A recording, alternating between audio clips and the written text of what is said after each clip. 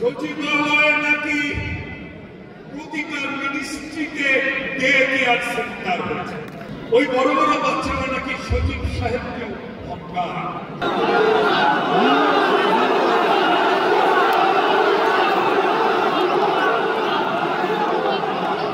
বহু বছর আগে এদের কর্মকাণ্ড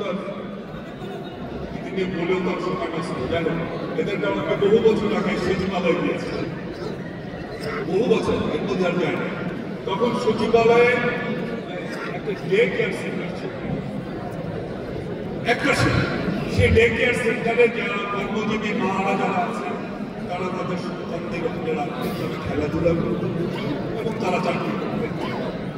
এত বছর পর শুনি সচিবালয়ে নাকি প্রতিটা মিনিস্ট্রিতে ডে কেয়ার সেন্টার হয়েছে, সেখানে নাকি বড় বড় বাচ্চারা থাকে এবং শুনি কোনো ফাইল যাওয়ার সময় নাকি ওই বড় বড় বাচ্চারা এসে বাধা দেয়। ওই বড় বড় বাচ্চারা নাকি সচিব সাহেবকে ধমকায়।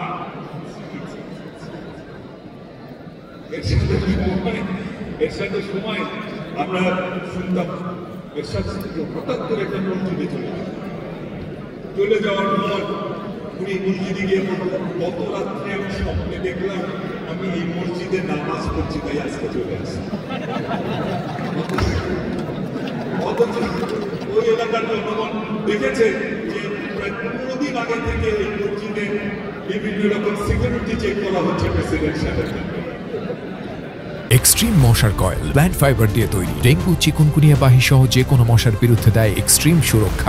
এরকম উপহার ঘটনা যখন এরশাদ সাহেব মাঝে মধ্যেই করতেন, তখন পটুয়া শিল্পী কামরুল হাসান একদিন লিখলেন, একটা ছবি আঁকালেন, নিচে লিখলেন দেশ আজ বিশ্ব বেহায়া।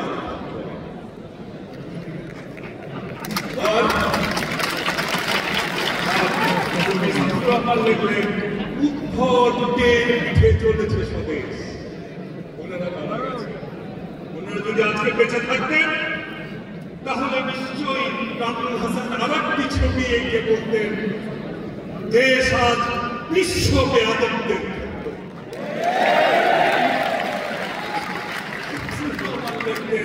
অদ্ভুত একটি মুরগির বাচ্চার পিঠে চলেছে স্বদেশ।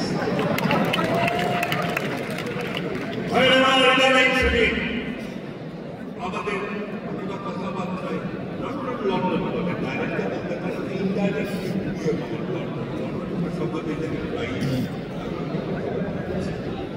ওনাদের বলি মুখ এবং বন্দুক দুটা জিনিস আলাদা হলেও একটা জায়গায় মিল। আপনাদের আবারও বলেছি, আবারও বলছি, একটা জায়গায় মিল। বন্দুক থেকে গুলি বের হলে যেমন ফিরানো যায় না, মুখ থেকে কথা বের হলে কিন্তু ফিরানো যায় না। কথা বলার আগে হিসাব করে বলবেন। আর একটা কথা শুনে রাখুন, রাজনীতি কিন্তু অত সোজা নয়। রাজনীতি কিন্তু সাহেবের ফেসবুকের কমেন্ট বক্স নয়। একের পর এক ভুয়া আইডি দিয়ে এটা ওটা লিখে ভরে ফেলবার হয়ে গেল। রাজনীতি কিন্তু সেই জিনিস নয়। সতর্ক করে ফেলবেন, সতর্কভাবে বলবেন, সামনে কিন্তু সমূহ বিপদ